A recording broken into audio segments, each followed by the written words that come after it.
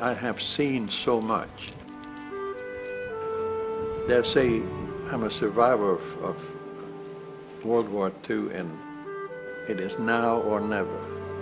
It is up to your generation to become the army of liberation.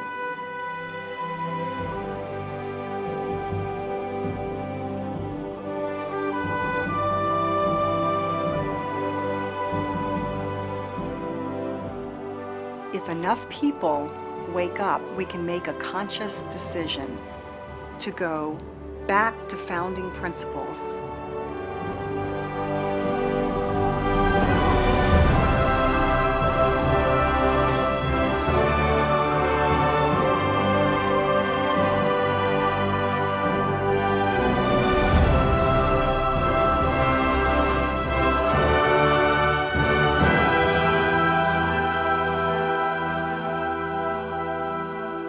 We have to conserve and preserve this country because we have too much to lose.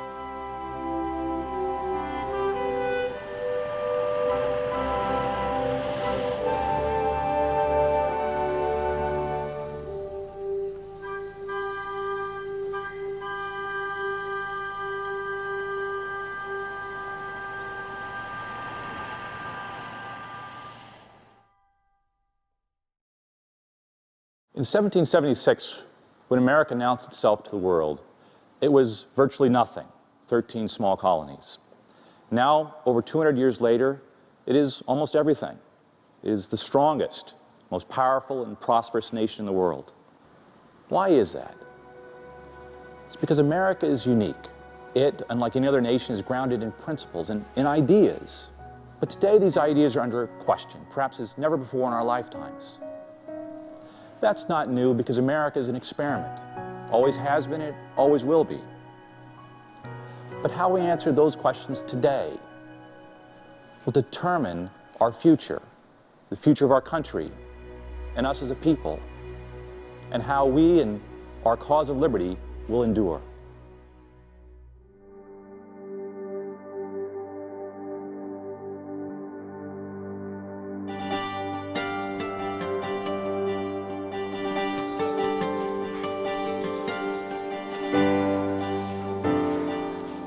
There's this encroachment, this growing movement that's taking away freedom and trying to replace it with government-regulated responsibility. Up to this point, our forefathers, our grandfathers, our fathers handed us a better country than it was before in prosperity and ability to be free and prosperous. And now we're looking at a turnaround in a crossroads, if you will. And that's the passion that drives a lot of us, to try to get that prosperity back. It's not the role of the U.S. federal government, or the state government for that matter, to dictate how private contracts between me and a buyer or me and a seller work. And when they start messing with that free market system, they change the dynamics, and guys like me can't predict the outcome because they're not playing by the rules. The rules constantly change. That's frustrating.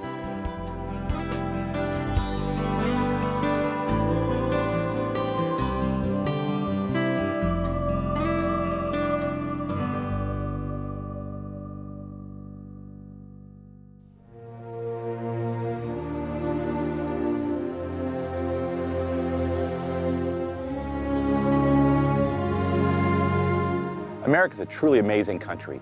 It began as a tax revolt because the British were taking our property. We oftentimes think of property as a piece of land, a possession, but it's much more dynamic than that. It's a first principle of liberty.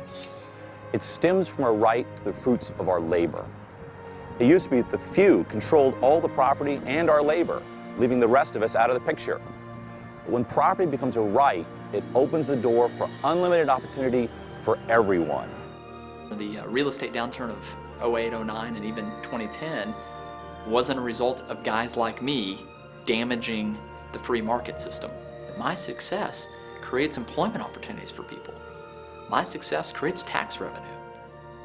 My success is not taking away someone else's success. I personally want to have a good future. I don't want to be under the government's thumb for the rest of my career, or even have no career because the government's decided that the oil business needs to be obsolete, or any other business for that matter. So I just want to be able to have a prosperous future, and I won't be able to do that if the government takes over everything they want to take over. The right of private property unleashes innovation and enterprise, an engine of growth and prosperity for our nation. But it also connects the rewards of the marketplace to great human creativity, creating a great practical means for all of us to pursue and achieve our happiness. It seems that many Black Americans feel disenfranchised, or they feel that because of the injustices of the past, in America, that they are not a part of the mainstream America. And I guess to an extent I can understand that, but I feel that things have changed and we have become so much better in race relations, and I feel that opportunities exist and it's no longer possible to keep Black Americans from achieving. Many of us Americans take that for granted, that having opportunity and choice and freedom to do whatever it is that we have talent or an inclination to do is an incredible, unbelievable gift and a blessing. And it's not something that we come by luck. It is something that we've achieved as a country because of our principles. I have lived under socialist systems before. There was the National Socialist, that was Hitler's. There was the International Socialist, that was Stalin's. And I know what it happens to nations when they're socialists. And you know what happened to them. They're gone.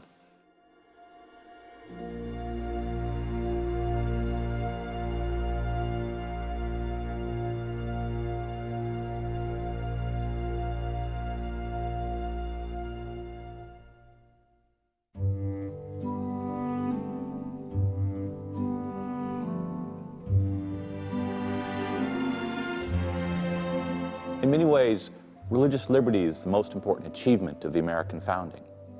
What freedom is more fundamental? Today, religion is often seen as being divisive, something to be separated from our politics. But throughout our history, from the very beginning, faith and freedom were deeply intertwined. Liberty strengthened faith, allowing it to freely express its beliefs and pursue its divine mission. But faith was necessary for liberty. Not only does it shape moral character, but it builds the moral fiber necessary for us to be free. Religious liberty, but more broadly, those institutions of civil society which shape us, our families, our faith, our communities, are the engine of self-government.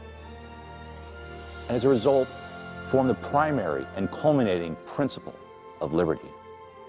I thank God that we live in a country where I had the freedom to pull the girls out and educate them the way we thought best to do.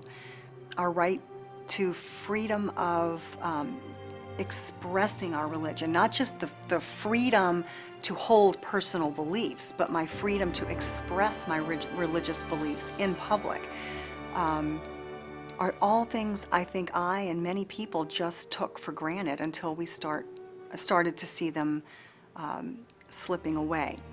Ordinary Americans need to go back and reflect on those founding principles, understand how those principles have made their lives what they are compared to other people living all over the world today, and to understand that the principles are important and worth fighting for.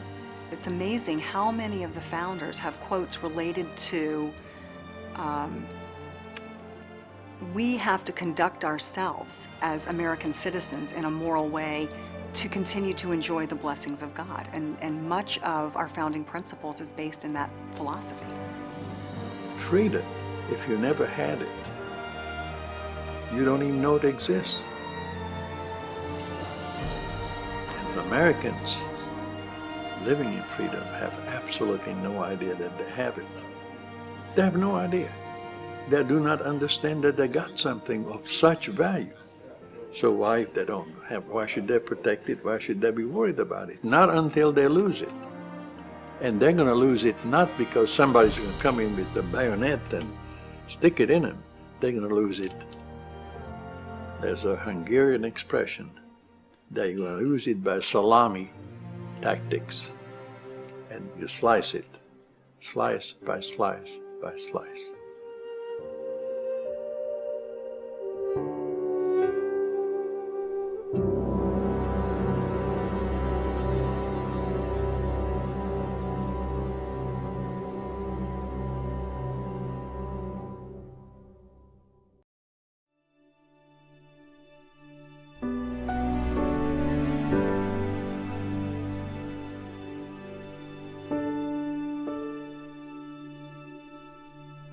The rule of law is one of those ideas we don't think about that much. Never clearly stated, yet it is explicit throughout our whole Constitution. It's the bedrock of liberty, the cornerstone of limited government.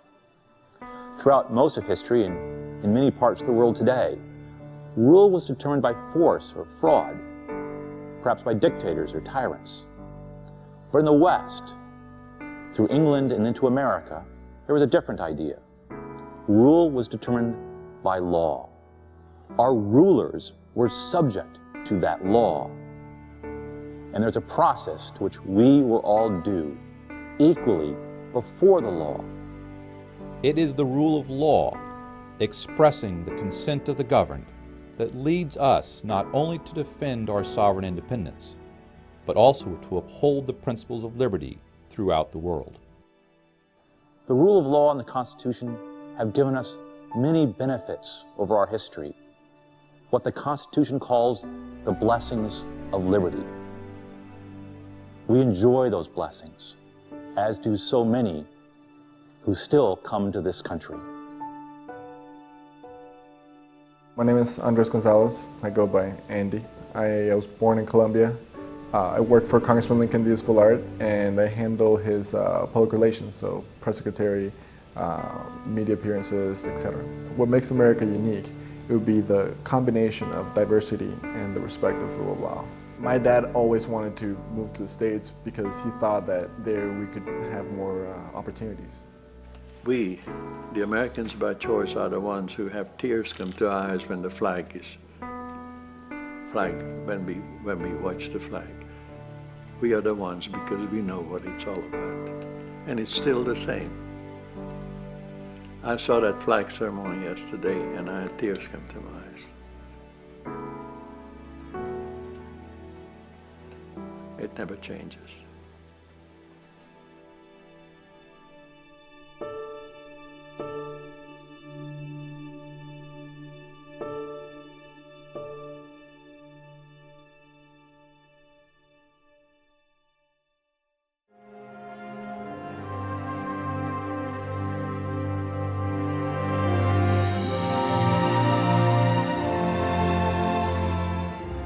There is an important distinction inherent in the American idea. We, the people, are sovereign. We have rights. Government does not have any rights. It secures our rights. It only has the powers we have given it in our Constitution. The idea of limited constitutional government is a key principle of liberty. The more we turn over our lives to government, the more we turn over our lives to bureaucrats and become dependent, the less we are self-governing and the less we are free. People have to rule themselves. We, the people, are the government of this country, and we need to get our country back to the people, and that just creates this passion and stirs our interest to keep this movement going. The government has only stifled quality, if anything. So the idea that government is going to somehow provide some higher level of care at a lower cost is insane, really. It's not, I don't know where that notion comes from. People can still hold the government accountable. Is perhaps the greatest treasure that the U.S. has to offer the world. Many people are looking for something different, but I say this is the greatest country in the world, And we have to be very, very careful when we start trying to change the principles that the Founding Fathers meant.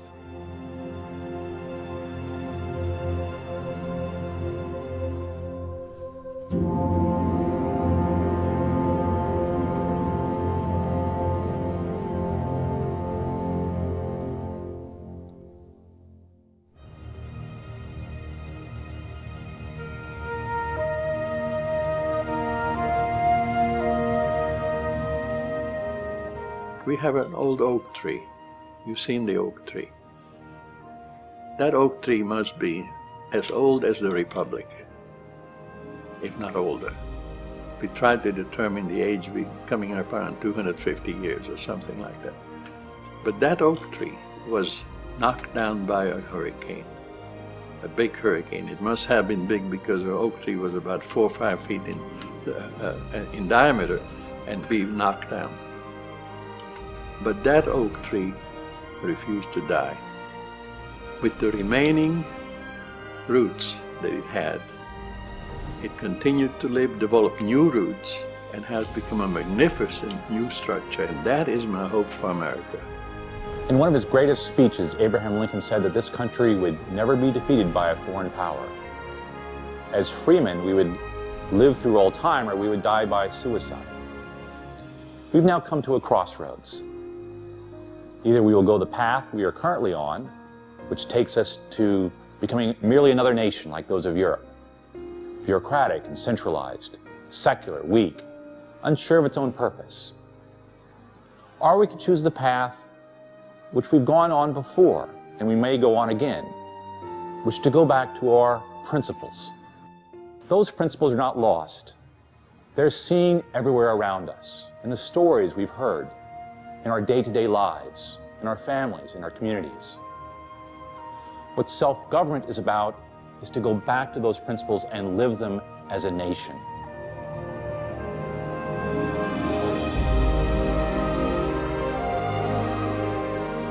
The only way you protect American principles is for the citizens, the everyman, to become a student of our history, to become a statesman. And you can only be inspired by the success who we are has made us. We are fighting the establishment, and we are the establishment. If we don't recognize what we have and why it's important, we will lose it, as civilizations throughout human history have proven. It's something special, something different from, wherever you come from, and it's worth it. We have a responsibility to conserve and preserve this wonderful republic called America. Everybody needs to be proud American and make this country strong. If we get this country strong, the world will thrive after that. Are we the same people as our founding fathers in the sense of, do we believe those principles are relevant today? Or do we believe that the world has changed in such a way that the founding principles are no longer relevant and we need to move to something different? The reason these freedoms are still relevant today is they're actually based on truth.